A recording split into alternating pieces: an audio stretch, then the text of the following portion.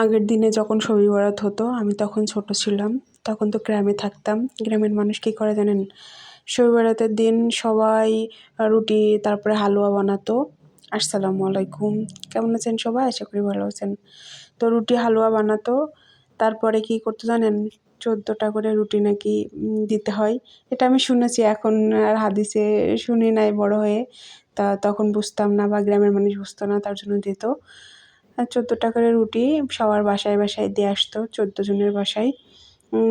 না তো মানে আমি শুনেছি যে সমস্যা হতো নাকি, দিতে হয় এটা, হালুয়া রুটি বানাতে হয় আর দিতে হয় মানুষের বাড়িতে। কিন্তু এখন ভিন্নটা।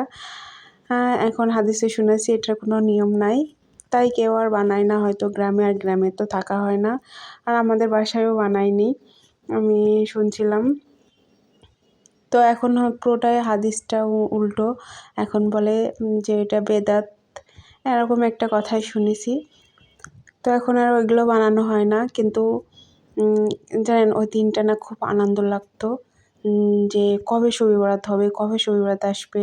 বা যখন ছোটো ছিলাম তখন তো ঈদ কখন আসবে, যখন রমজান মাস কখন আসবে, একটু ভালো করে খাওয়া হবে, এরকম আশায় থাকতাম। বা সবাই করেছে, এটা হয়তো অনেকেই অস্বীকার যাবে, কিন্তু আমার কাছে অস্বীকার যাওয়ার মতো কিছুই নাই। তো শবে বরাতের দিন তেমন কিছুই করিনি। আমি অসুস্থ ছিলাম, হসপিটালে গেছিলাম। হসপিটাল থেকে এসে আমার খুব খারাপ লাগছিল।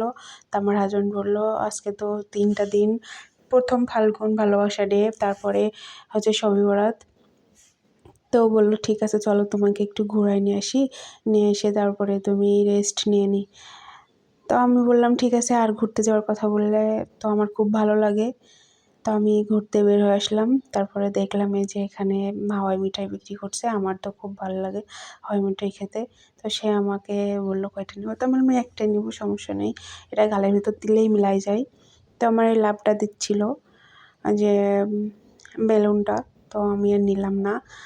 তারপরে দেখলাম ফুচকা বিক্রি করছে 2 আপু এখানে। তো আমি ফুচকা খাইতে চলে আসলাম। এগুলো ছোটো ছোটো পিস ছিল। এই যে 30 টাকা প্লেট, 12টা থেকে 15টা বা 16টা দেবে, কিন্তু 12টাই মনে হয় দিছে, হয়তোবা অতটা গোনা হয়নি, কিন্তু আনুমানিক ভাবলাম যে 12টাই দিছে। তারপর দেখলাম এক ভাইয়া, ছোটো ভাইয়া কেক বিক্রি করছে। এখানে পুরো লাইনে কেক, তারপরে ফুচকা, চটপটি, তারপর আদার্স আরও কিছু বিক্রি করছিল। এটা হচ্ছে প্যারিস রোডে।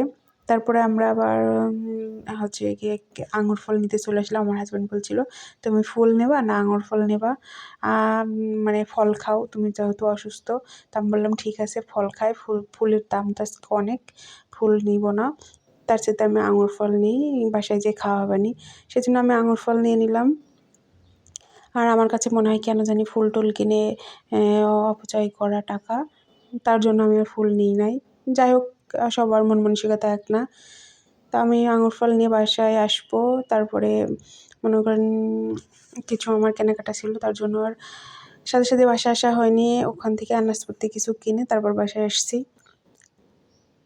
তো আঙুর ফলটা আসলেই মানে মিষ্টি ছিল। আর এটা হচ্ছে হকার্স মার্কেট যশোরের। দেখেন কী পরিমাণ ভিড়, আগে শুক্রবার ছিল, তার জন্য এত ভিড়। এই যে এখান থেকে পেঁয়াজ, রসুন, তারপরে মরিচ নিয়ে বাসায় চলে আসছি।